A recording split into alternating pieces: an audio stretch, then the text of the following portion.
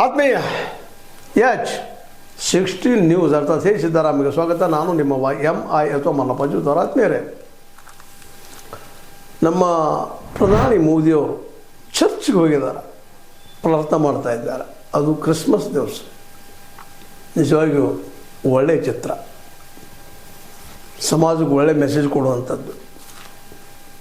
ಕಳೆದ 11 ವರ್ಷಗಳಿಂದ ಇದು ಮಾಡ್ತಾ ಬಂದಿದ್ದರೆ ಮತ್ತಿಲ್ಲಿ ಇನ್ನು ಅನ್ಯ ಧರ್ಮೀಯರು, ಅದರಲ್ಲೂ ಮೈನಾರಿಟೀಸ್ ವಿಶ್ವಾಸ ಗಳಿಸಿದರೆ ಇವತ್ತು ವಿಶ್ವದ ಮಾರುಕಟ್ಟೆಯಲ್ಲಿ ನಮ್ಮ ಸ್ಥಾನ ಇನ್ನೂ ಎತ್ತರಕ್ಕೆ ಇರ್ತೈತೇನೋ.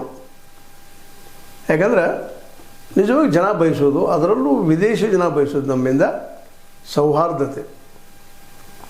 ನಮ್ಮ BJPಗೆ ಅದು ಬೇಕಾಗಿಲ್ಲ. ಜಾತ್ಯಾತಿ ಇದ್ದರೆ ಸೆಡೋ ಅಂತ ಹೇಳ್ತಾರೆ, ನಕಲಿ ಅಂತ ಹೇಳ್ತಾರೆ.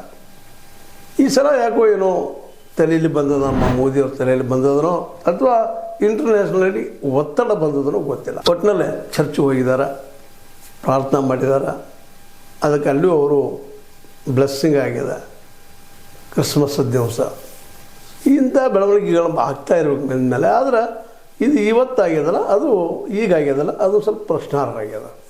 ಕೆಲವು ಸಲ ಯಾಕೆ ಬಿಟ್ರಿ ಅಂತೇಳಿ. ಯಾಕಂದರೆ ಇವತ್ತಿನ ಅನೇಕ ಜಗದ ಬೇರೆ ಬೇರೆ ದೇಶದಲ್ಲೇ, ಅಮೇರಿಕ ಇರ್ಬೋದು, ಯುರೋಪ್ ಖಂಡದಲ್ಲಿರ್ಬೋದು, ಎಲ್ಲ ಕಡೆನೂ ಭಾರತದ ಬಗ್ಗೆ ಈ ಒಂದು ಏನು ಅದಲ್ಲ ಕೋಮುತನ ಅಥವಾ ಹಿಂದೂ ಧರ್ಮದಲ್ಲಿರುವಂಥ ಅತಿ ಪ್ರೀತಿ ಇವೆಲ್ಲನೂ ಮತ್ತಿಲ್ಲೇ ಮಾಬ್ ಲಿಂಚಿಂಗ್ ಆಗಿರ್ಬೋದು, ಸ್ಟೆರ್ಲೈ ಎನ್ನುತ್ತಿರುವಂಥ ಹಿಂದೊಬ್ಬ ನಮ್ಮ ಆಸ್ಟ್ರೇಲಿಯನ್ ಪಾದ್ರಿಯನ್ನು ಕೊಂದಿದ್ದಾಗಿರ್ಬೋದು, ದಾರಾ ಸಿಂಗ್ ಅಂತೇಳಿ, ಇಂಥವೆಲ್ಲ ಅನೇಕ ಘಟನೆಗಳು ಮೇಲಿಂದ ಆಗ್ತಾನೆ ಇರ್ತಾವೆ. ಸ್ವತಂತ್ರವಾದ ಮೀಡಿಯಾಗೆ ಬೇಕಾಗಿರುವುದು ಸ್ವತಂತ್ರ ಧ್ವನಿ. ಆ ಸ್ವತಂತ್ರ ಧ್ವನಿ ಉಳಿಸಲು ನೀವು ಮಾಡಬೇಕಾದದ್ದು ಇಷ್ಟೇ. ಅದೇನಪ್ಪಾ ಅಂತಂತಂದ್ರೆ, ನಿಮ್ಮ ಕೈಲಾದಷ್ಟು ಸಹಾಯ ಈ ಚಾನಲ್ಗೆ ಮಾಡಿ ಹಾಗೂ ನಿಮ್ಮ ಧ್ವನಿಯನ್ನು ಕಾಪಾಡಿಕೊಳ್ಳಿ. ಮೈನಾರಿಟಿಗಳ ಮೇಲೆ ದಾಳಿ ನಡೀತಾನೆ ಇರ್ತದೆ. ಹೀಗಾಗಿ ಅಂತಾರಾಷ್ಟ್ರೀಯ ಮಟ್ಟದಲ್ಲಿ ಭಾರತದ ಹೆಸರು ಇವತ್ತು ಕೆಟ್ಟು ಹೋಗಿಬಿಟ್ಟದ.